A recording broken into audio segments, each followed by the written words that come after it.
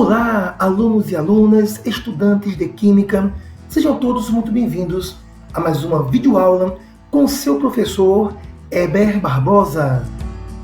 No vídeo anterior, nós estudamos a estrutura atômica e realizamos o final da primeira etapa de estudos esses que terão agora, neste vídeo, a continuidade através do estudo da fissão e fusão nuclear. Lembrando que, posteriormente, teremos um vídeo sequencial estudando a estrutura dos íons. Então, na verdade, este é o segundo vídeo de uma playlist, onde, no primeiro vídeo, estudamos a estrutura atômica.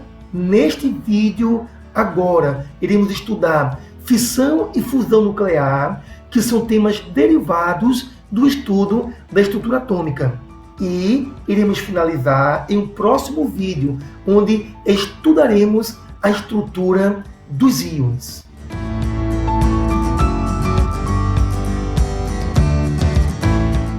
Sendo assim, vamos nesse momento dar início ao estudo da fissão e fusão nuclear. Para que possamos realizar um estudo sobre fusão e fissão nuclear, inicialmente iremos realizar um reforço teórico acerca da definição de elemento químico. Então, temos aqui a definição do elemento químico. É o conjunto de átomos com a mesma quantidade de prótons, ou seja, elemento químico é um conjunto de isótopos. Para debater este conceito, vamos trazer para você o elemento cloro. Observe que, ao falar em elemento, eu coloquei para você dois átomos. Isso porque elemento não é um único átomo, é um conjunto de muitos átomos, onde todos esses átomos apresentam a mesma quantidade de prótons, sendo por isso chamado isótopos. Todavia, nós temos aqui o cloro de número de massa 35 e o cloro número de massa 37.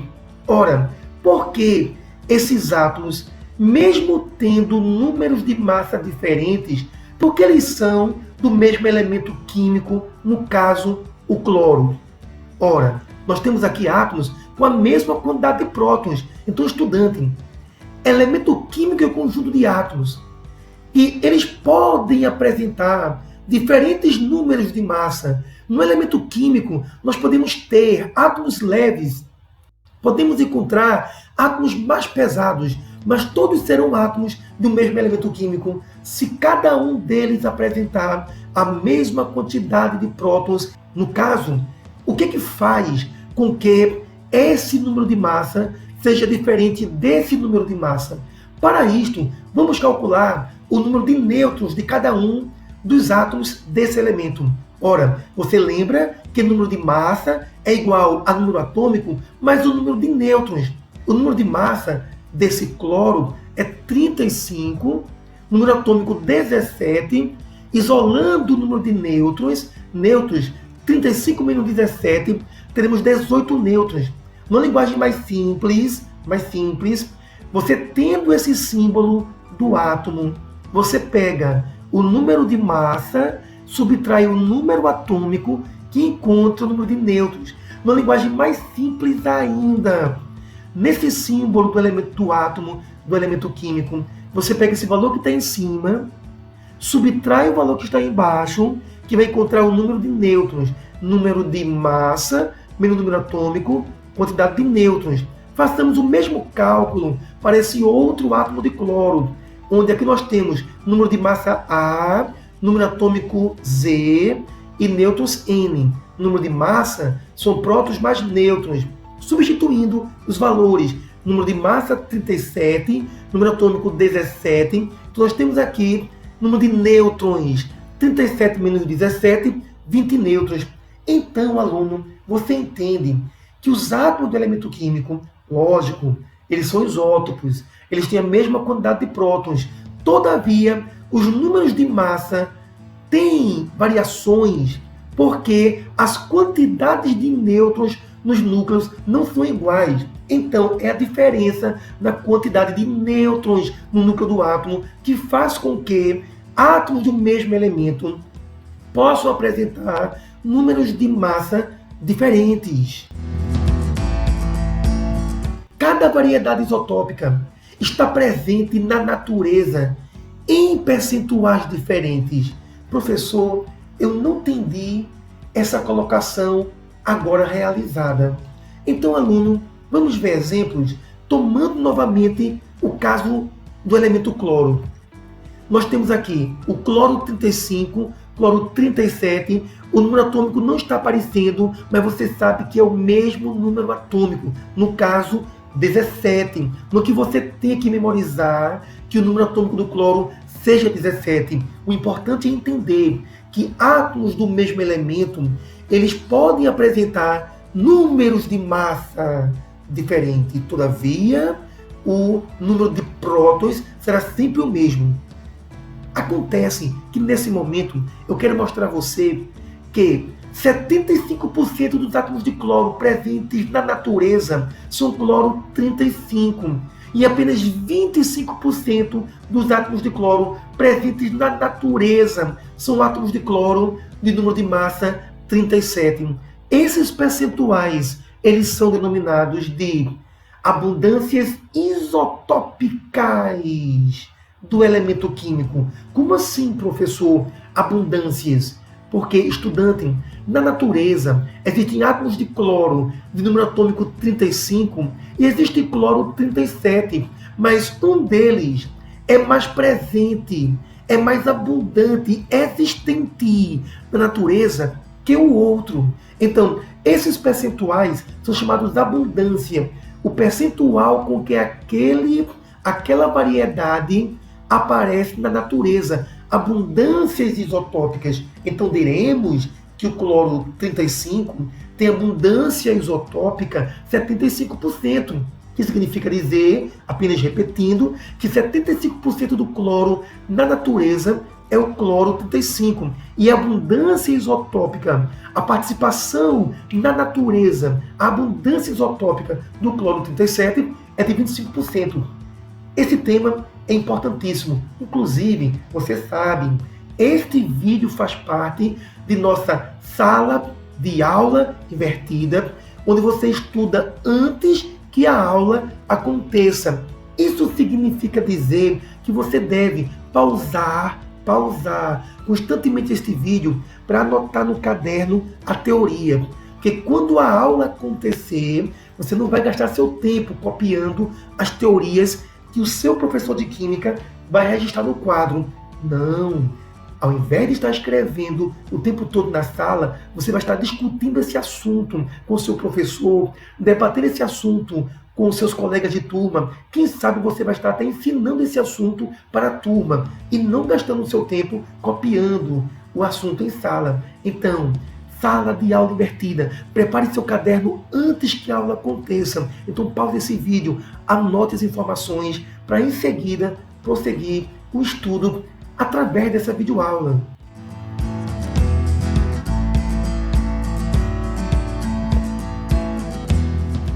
Sendo assim, vamos dar continuidade ao nosso estudo. Desta vez, vamos agora especificar bem. Elementos químicos são constituídos de variedades isotópicas. Você percebeu que na tela anterior eu já comecei a falar em variedades isotópicas para chamar a atenção, gerar em você a curiosidade. O que significa variedade isotópica? Ora, estudante, você lembra que o elemento cloro tem um cloro 35 e tem um cloro 37. Ora, como cada átomo de cloro, mesmo apresentando números de massa diferentes, mas como todo átomo de cloro tem o mesmo número atômico, então eles são isótopos. Mas não são átomos iguais. Então são variedades de átomos. Variedades de átomos, onde esses átomos são isótopos. Daí o termo variedades isotópicas. Isso mesmo. Cloro 35, cloro 37 são variedades isotópicas do elemento químico cloro. E nós temos outros exemplos, diversos exemplos de elementos químicos que são um conjunto de variedades isotópicas. Conforme eu falei para vocês, existem diversos elementos químicos com variedades isotópicas. Dificilmente um elemento químico não terá as suas variedades isotópicas. O hidrogênio mesmo, ele pode ser encontrado em 3 variedades isotópicas. Tem hidrogênio número de massa 1, hidrogênio número de massa 2, tem hidrogênio número de massa 3. Dificilmente você vai encontrar na natureza elementos que não apresentem variedades isotópicas. Mas, nesse momento, eu trago para você um caso bem particular, que é o caso do plutônio, Pu, número atômico 94, onde você entende que todo o átomo de plutônio ele deve apresentar número de prótons 94. Mas observe, nós temos o plutônio 238, plutônio 239, plutônio 240, o plutônio 241, plutônio 242 e temos ainda o plutônio 244. Estudante, o plutônio tem seis variedades isotópicas. E por que tantas variedades? Porque o número de massa varia tanto. A diferença entre os isótopos está na quantidade de nêutrons presentes no núcleo de cada átomo. Isto dentre esses átomos não vai mudar logicamente o número atômico, não. O que vai mudar é a quantidade de nêutrons que há no núcleo, fazendo variar o número de massa. Vamos observar esse átomo de plutônio, que é aquele que tem maior número de massa. Vamos observá-lo? Então notem, esse plutônio de número de massa 244, número atômico 94, você pode realizar o cálculo do seu número de nêutrons. Número de massa A é número atômico, mais número de nêutrons. Substituindo número de massa 244, número atômico 94, e efetuando essa simples operação matemática, encontramos aqui 150 nêutrons. Então esse é o átomo de plutônio de maior número de massa. E se ele tem maior número de massa, você entende que ele tem o maior número de nêutrons no núcleo em comparação com todos os demais átomos, variedades isotópicas de plutônio. Outra coisa, a quantidade de nêutrons que há no núcleo é responsável pela estabilidade nuclear. Isto, quanto maior o número de nêutrons no núcleo do átomo, mais estável é aquele núcleo. E professor Weber, o que significa dizer que o núcleo é de maior estabilidade? Significa, estudante, que aqui está o núcleo do plutônio. Se você bombardear esse núcleo, o núcleo do plutônio 244, com partículas subatômicas, por exemplo, você pega nêutrons e faz o nêutron colidir contra o núcleo do plutônio. Se ele é estável, ele não quebra, ele não sofre fissão, não sofre quebra nuclear. Então, quanto maior o número de nêutrons no núcleo, mais estável é esse núcleo e dificilmente esse núcleo sofrerá quebra em função de colisões. Vamos então avançar. E desta vez vamos focar no plutônio de menor número de massa. Inclusive, você pode calcular o número de nêutrons desse plutônio e você encontra 144, diferentemente daquele plutônio anterior com o número de nêutrons 150. Então aqui nós temos o plutônio que tem menor número de massa porque tem menor número de nêutrons. Variedade isotópica do plutônio com menor número de nêutrons, com menor número de massa. Então esse plutônio ele não tem a estabilidade nuclear daquele outro plutônio 244. O plutônio com menor número de nêutrons, ele tem um núcleo instável. Como assim instável, professor? Se o núcleo do plutônio for bombardeado com partículas subatômicas, o bombardeio desse núcleo de plutônio 238 fará esse núcleo se quebrar. O núcleo do plutônio 238 sendo bombardeado, ele se quebra com facilidade em núcleos menores, e isso é a fissão nuclear. Então, estudante, esse plutônio que sofre fissão nuclear, ele é usado em mísseis russos. Essa cabeça do míssil russo é ogiva nuclear, contendo átomos de plutônio 238. Por que essa ogiva nuclear à base de plutônio? Porque ela não tem urânio 244. Porque ele tem muitos nêutrons no núcleo. É estável. E sendo estável, não sofre fissão. Então, não serve para armas bélicas nucleares. Então, átomos de um elemento químico, aquele que apresenta menor número de massa, tem menor quantidade de nêutrons, é estável, é um material físsil e pode ser usado em armas nucleares. Dando sequência a esse estudo de elementos e suas variedades isotópicas, eu trago para você agora o urânio, cujo número atômico é 92. Você não tem a obrigação de memorizar esse número atômico. Urânio, número atômico 92. Ora, variedades isotópicas do urânio, nós temos duas de maior significado. Urânio 238 e urânio 235. Ora, urânio 238 tem mais nêutrons, o 235 menos nêutrons no núcleo. Em função disso, nós podemos entender que esse urânio 235 ele é físsil. Interessante você perceber que a abundância do urânio 235 ela é baixa na natureza, ou seja, dentre as variedades de urânio existentes em nossa natureza, o urânio que mais existe, o de maior abundância, é o urânio 238, que é urânio não físsil. Seu núcleo tem estabilidade. Então, aluno, urânio físsil é a variedade de urânio que menos há em nosso planeta. Nesse momento, eu trago para você uma importante imagem, onde você encontra aqui a usina nuclear de Angra, Angra dos Reis. Eu vou trazer um zoom aqui para você. Observe aqui, essa é a usina nuclear de Angra, ok? Nós temos Angra 1, Angra 2, não é? Já existe inclusive Angra 3, ok? E aqui, o urânio 235 é utilizado para sofrer fissão e gerar energia elétrica. Saindo do zoom, vamos agora ler esse importante texto.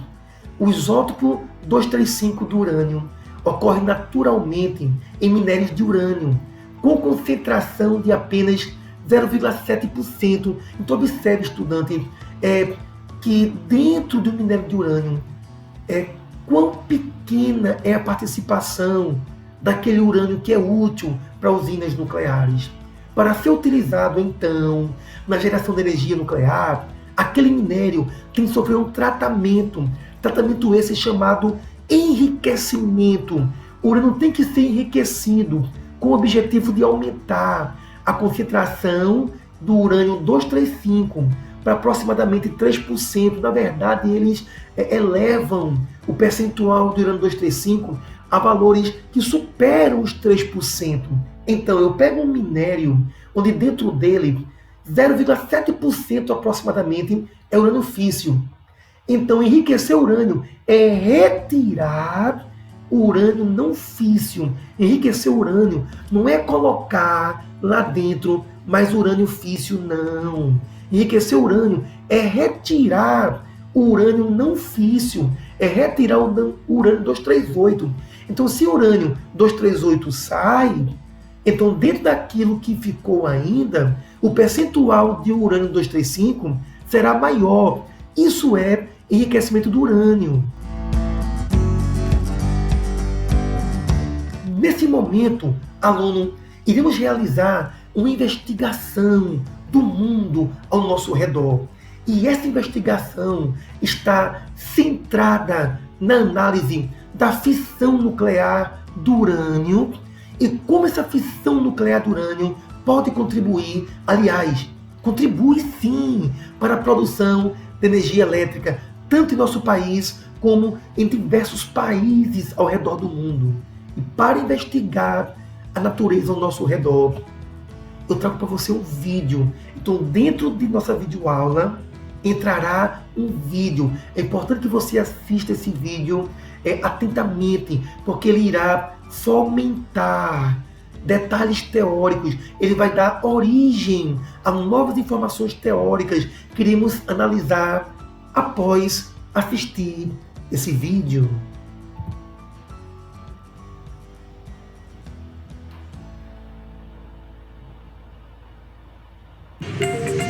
Você sabe como o urânio que sai da Terra se transforma num combustível para gerar energia?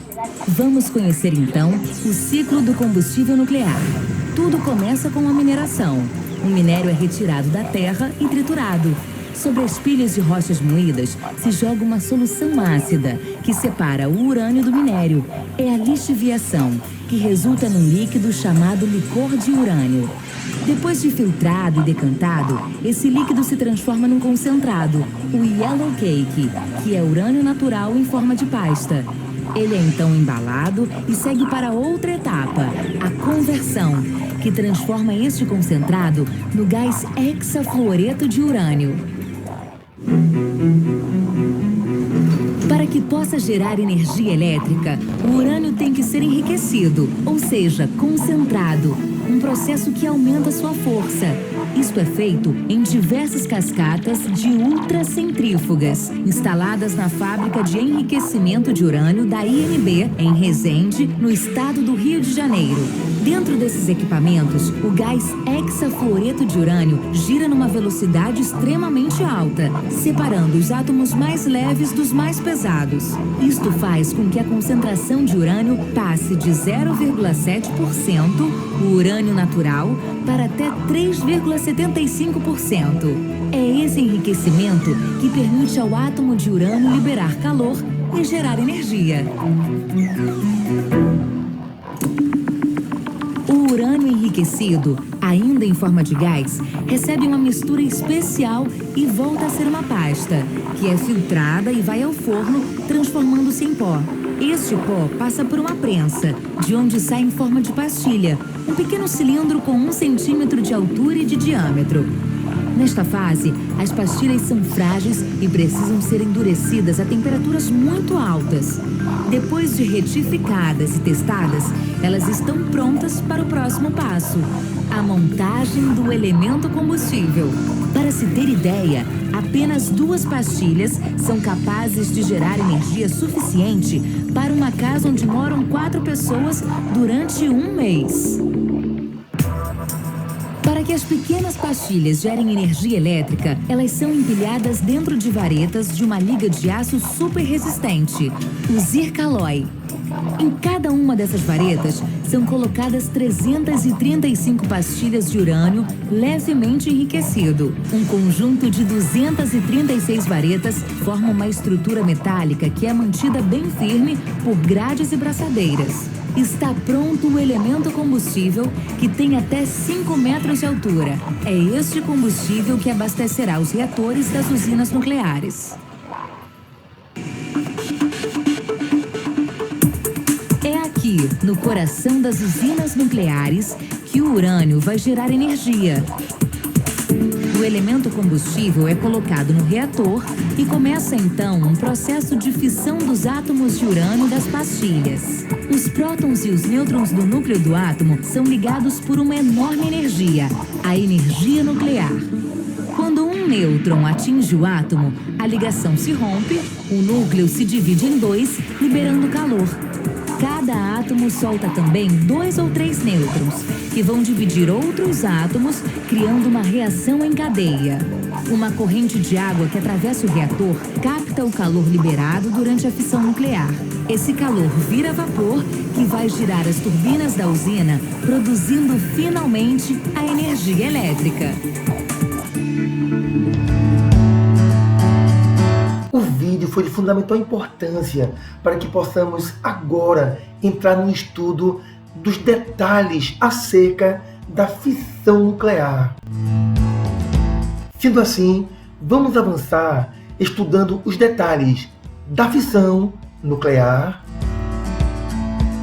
dentro desse smartphone? Vamos às primeiras informações. Primeiramente, na fissão nuclear, um grande núcleo pesado é bombardeado pelo nêutron. O núcleo bombardeado, ele é quebrado, daí o nome fissão. O núcleo bombardeado é quebrado em 2 núcleos menores e libera 2 ou 3 nêutrons. Então, a quebra, a fissão do núcleo, libera enorme quantidade de energia, energia essa chamada de energia nuclear. Estudante, por que a fissão libera essa enorme quantidade de energia?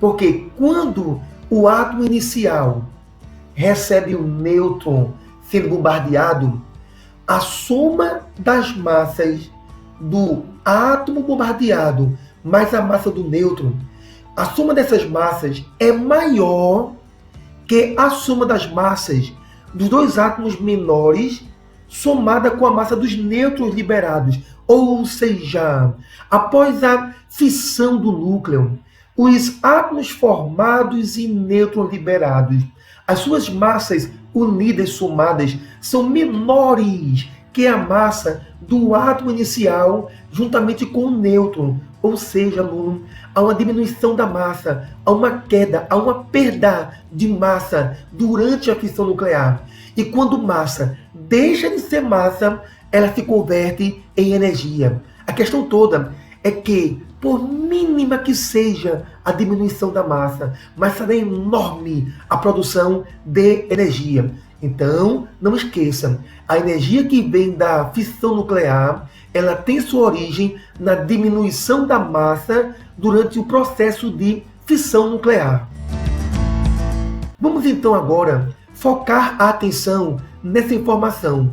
Libera 2 ou 3 nêutrons. Quando o núcleo é rompido, ele libera 2 ou 3 nêutrons. Veremos então que este fenômeno dá origem à chamada reação em cadeia. Reação em cadeia. Ora, o que vem a ser mesmo reação em cadeia? Quando o nêutron quebra o núcleo atômico, 2 ou 3 nêutrons são liberados. Cada nêutron daqueles que foi liberado quebra um outro núcleo, liberando assim mais 2 ou 3 nêutrons. E cada um desses 2 ou 3 nêutrons liberados agora, cada um deles irá romper outro núcleo e liberar mais nêutrons.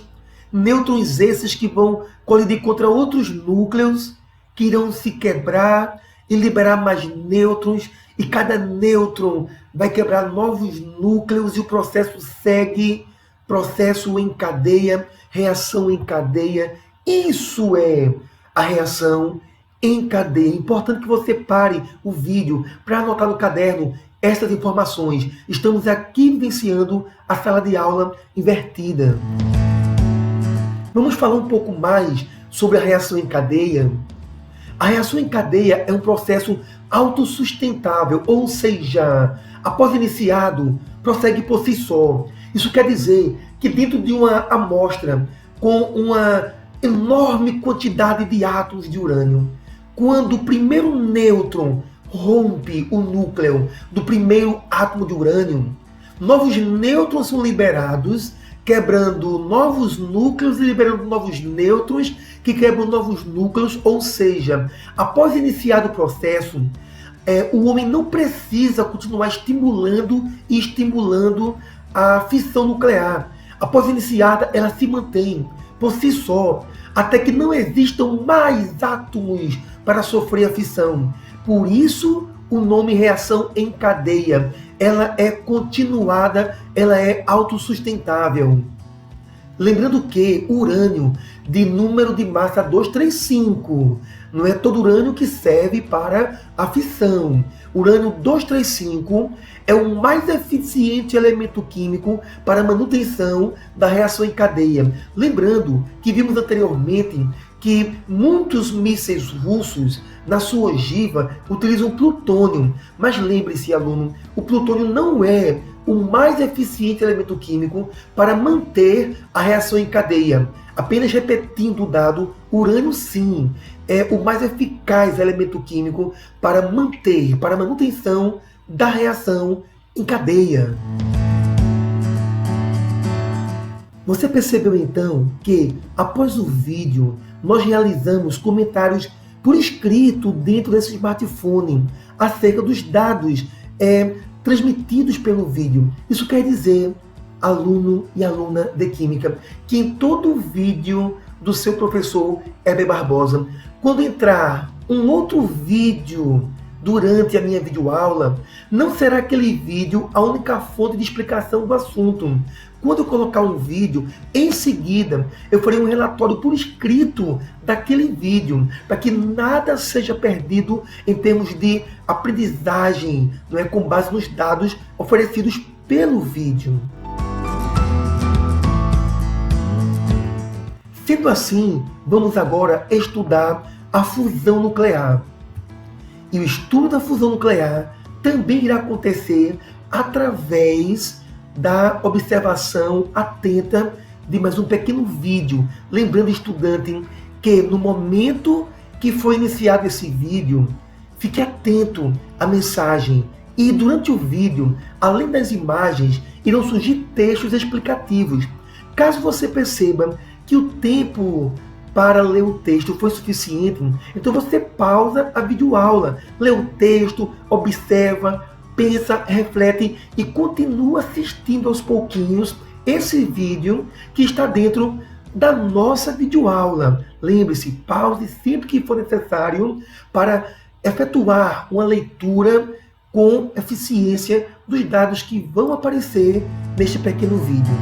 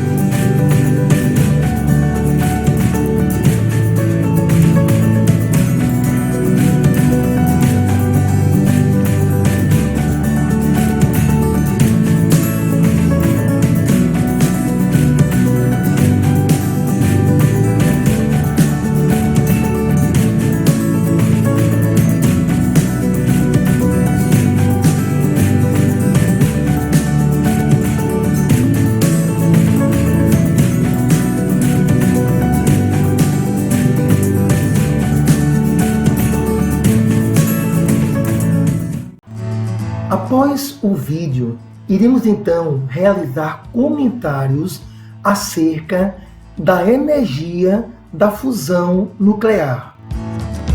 Primeiro comentário: na fusão nuclear, dois átomos leves são convertidos em um só átomo pesado. Estudante, vamos realizar um comentário mais detalhado acerca dessa informação.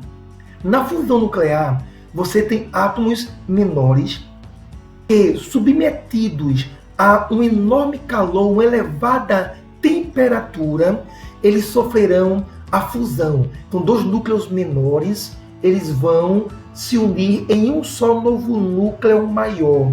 Isso é fusão nuclear, que é o contrário da fissão. Na fissão nuclear, um núcleo grande e pesado é bombardeado pelo nêutron e se quebra em núcleos menores. Fissão nuclear. Apenas repetindo, na fusão, os núcleos pequenos se fundem, originando um núcleo maior. Todavia, a massa do novo átomo é menor que a massa dos dois átomos que sofreram fusão. Isso mesmo, quando há a fusão, observe, esses dois átomos, antes da fusão, apresentam uma certa massa. Depois que a fusão acontece, forma-se um átomo maior e alguém poderia esperar que a massa desse novo átomo maior fosse a mesma massa dos dois átomos menores anteriores, mas isso não acontece. Quando os átomos menores se fundem num só átomo maior, esse átomo maior não tem a mesma massa dos outros dois átomos iniciais. O átomo maior tem massa um pouquinho abaixo da massa dos átomos anteriores, ou seja, durante o processo de fusão nuclear, há uma perda de massa, e essa diminuição da massa faz com que seja produzida essa enorme energia da fusão. Sempre que massa é perdida no processo nuclear, essa massa perdida se converte em energia. Todavia, a massa do novo átomo é menor que a massa dos dois átomos que sofreram fusão. E, em função disso, a massa perdida é convertida em energia, a energia da fusão nuclear. Todavia, a fusão nuclear, ela libera até 10 vezes mais energia que a própria fissão nuclear que o homem usa tanto hoje. A dificuldade, porém, em realizar a fusão nuclear está na elevada temperatura exigida, ou seja, é necessário uma temperatura tão alta e é necessário também ter um hidrogênio tão concentrado que torna-se complexo para o homem utilizar a fusão nuclear como processo principal na geração de energia elétrica nas usinas nucleares, nas usinas nucleoelétricas.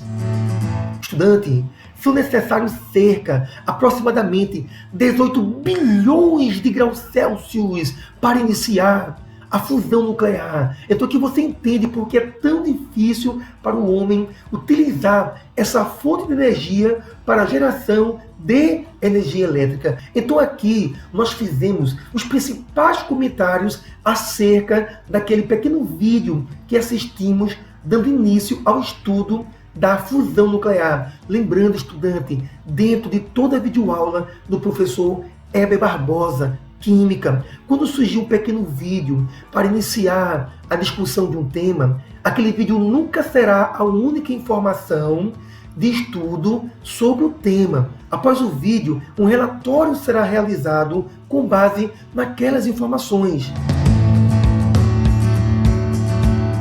Sendo assim, estudante, chegamos ao final de mais uma videoaula. Lembrando que esse vídeo faz parte da sala de aula invertida, onde você estuda antecipadamente. Ou seja, para que essa videoaula venha a gerar aprendizagem, conhecimento real, eficaz, você tem que voltar ao vídeo e assistir pausando e anotando todos os dados em seu caderno, criando um relatório rico em detalhes. Essa ação gera aprendizagem. Estudantes, eu encontro todos vocês em nosso próximo vídeo.